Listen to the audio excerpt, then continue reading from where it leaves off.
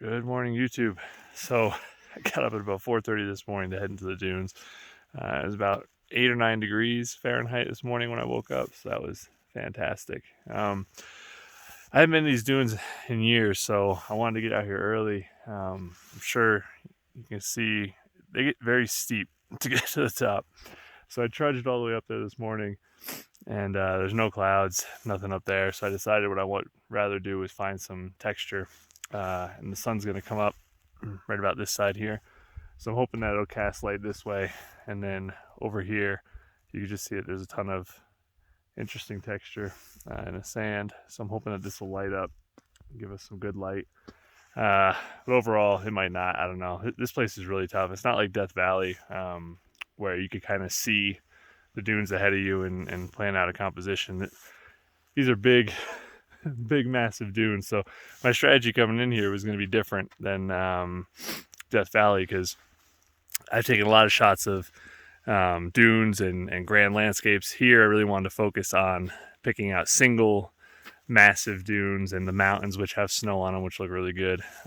Things like that, something a little different. But man, it's colder than I thought it would be. You could probably see my beard has a little bit of ice on it from from me huffing and puffing up that stupid dune. But I think this is going to work out. So I'm going to go ahead and get set up here and wish for the best. So my feet were cold. You can see my tripod's down there. I decided to take a little walk while I wait for the sun to take its sweet time. And then I came up here. I actually think this composition here might be the way to go. I think the texture is very interesting. And then I was actually wrong about where the sun's coming up. I had thought it would be coming up right here, and it's actually going to be coming up, it seems, right here. So I think this will actually get better directional light. I think the texture is probably more interesting as well. So I'm going to go grab my gear and set up here, and then after we take this shot, I'll retreat down to where I was originally and catch that second shot. So as I got these images into post and started to work with them, these were the two that I came away with. So this is the composition way before the sun had come up. You're starting to get some glow in the sky, which has this nice soft light.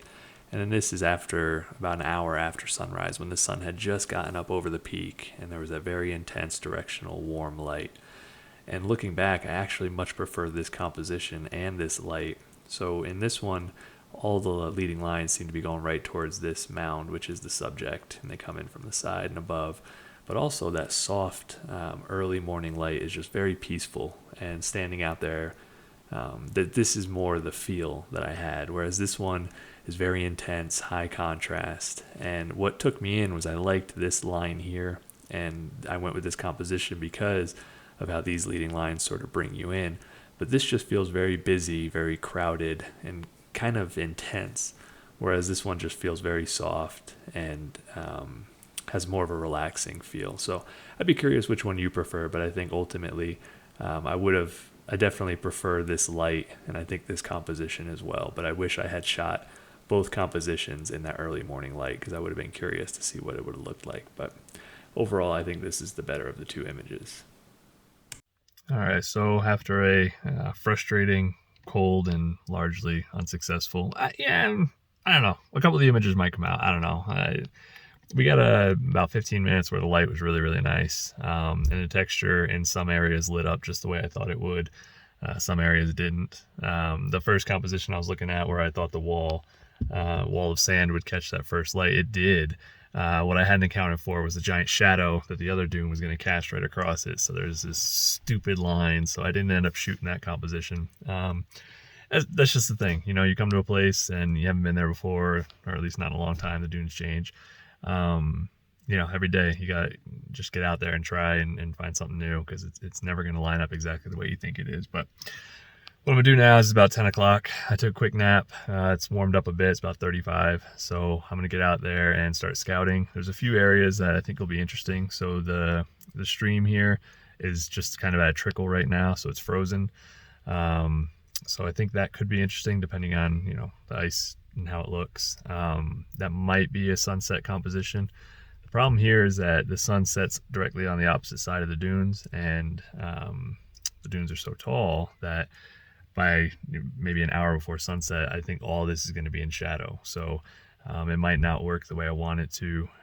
There's another composition for sunset. It's actually right off the road, about 5 miles from the park, where there's this huge dune that just winds right into one of the most interesting peaks, and that peak is covered in snow. So it's supposed to be a cloudy day. There's no clouds right now, but it's supposed to be cloudy, so I'm hopeful for sunset. So if I can't find something in the park, that'll be plan B. I shot it on my way in last night, a little closer to the park, and it worked out nice. I'll show those images, but I think it'd be better a couple miles earlier, like I said. I'm gonna head all the way into the dunes around 2-3 o'clock. We should start getting some nice directional light on the dunes themselves, so that's about the time that I want to actually physically be deep into the dunes to shoot those. And then I'll probably get 2 to 3 hours of decent light there, depending on how much cloud builds in. So that's the tentative plan. So let's go see what we can get. I had a few brief moments to catch some shots as the sun would come in and out from behind the clouds, but overall I just spent the rest of my day watching how the wind would reshape the dunes, and that's what I'm showing here. I just think it's so amazing to watch how the dunes are almost alive. They're moving as the wind blows and as the weight of the edges collapse on themselves.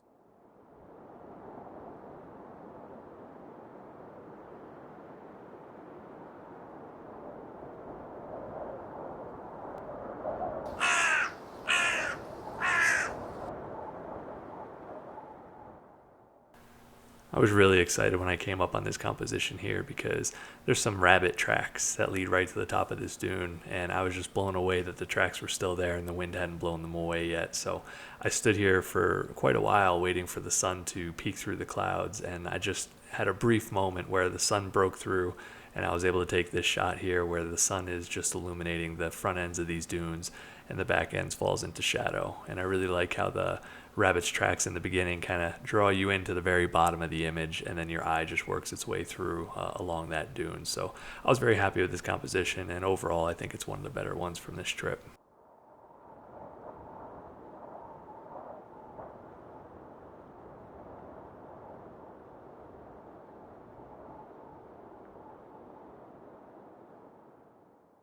At this point, the wind just got to a point where I wasn't even going to be able to get a sharp image, and the light wasn't great as it was mostly behind clouds and there really wasn't much contrast. So I decided I would just pack up and start making my way out for sunset, and I decided that I would just set up by the road at that original composition I had found, as I thought the conditions were shaping up to be perfect for that location.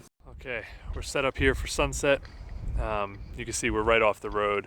I'm actually using my truck for wind cover for the camera because I've got the 400mm lens on, and just slightest breeze shakes it. So we're looking at the mountain range all the way out there. Right now I'm just focusing on that tallest dune, which I don't know if you'll be able to see here. I'll show you on the camera here in a minute, but and then I'll eventually shoot a pano. So the hope is, if you look over here, the sun's coming down, there's some thick cloud out on the horizon, so hopefully I'm hoping that cloud's going to break enough for the sun to peek through, and then the clouds over the peaks is perfect. So we'll give it a couple hours. It's about 5:30 now, so we got 2 hours till sunset, so fingers crossed. This is what I love about living in Colorado. You have such a wide variety of landscapes, you could never get bored as a landscape photographer. Here we have these jagged, snow-capped peaks sitting behind these massive sand dunes, which are just catching the last couple hours of daylight. I love shooting scenes like this because I just don't know where anywhere else in the world you can get scenery like this.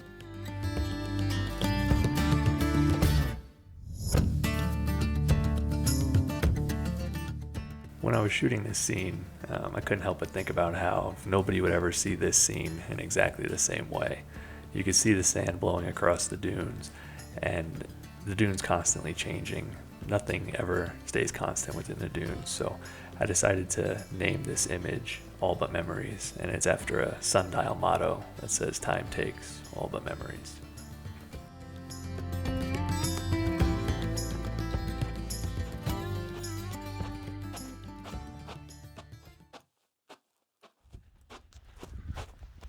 Good morning, YouTube.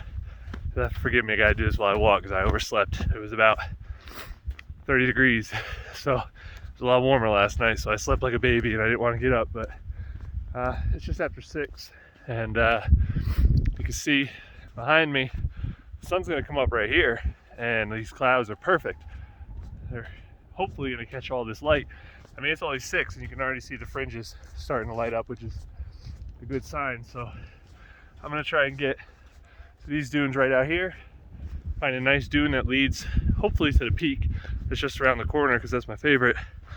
And then I don't know, hopefully we get something, because this will be the first bit of color since I've been out here, so hopefully I didn't blow it by being a lazy ass, but let's see what we can find.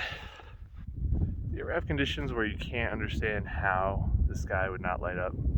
It's 5 minutes past sunrise and the fringes are catching color. There's nothing on the horizon. You can see the sun coming up over here. You would think it would light these clouds up. I mean, I have a garbage composition, so if nature wants to bail me out with a shit sunrise, I won't complain, but I thought for sure this was going to be a glorious sunrise. Nothing. Well, I fiddled around with the garbage image long enough.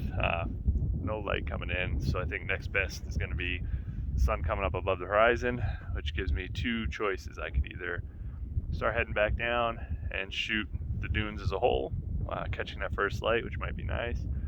And additionally, I said yesterday that I would go shoot the ice abstracts, and by the time I got down there, they melted. So I could also go do that. Both of them are heading in that direction. So I'm gonna go down there, see what I can find, and man, this place frustrates me. It's so challenging.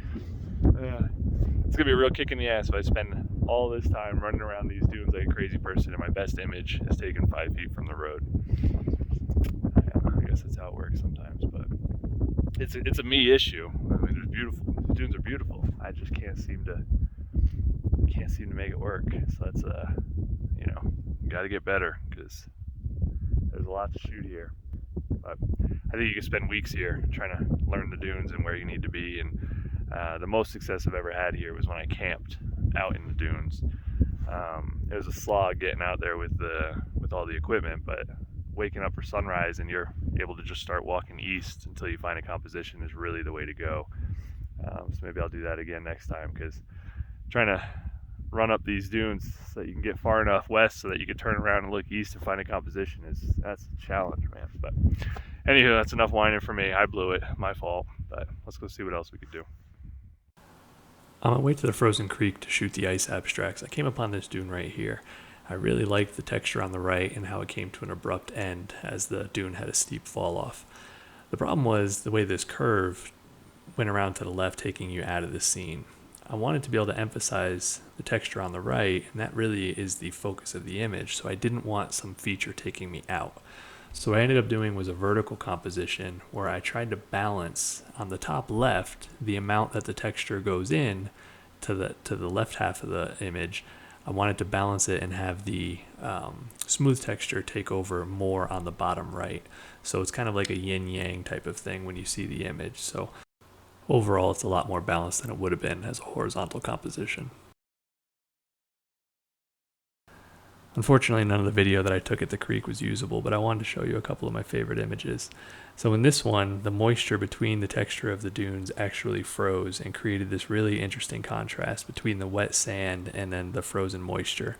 And there was this little piece of plant that landed on the ice, and I just thought it was the perfect anchor for this image. I had initially thought that these would be black and white images, but I liked the rich color of the sand so much that I decided to leave it as a color image. I think this is actually one of my favorites because I've just never seen anything like this before.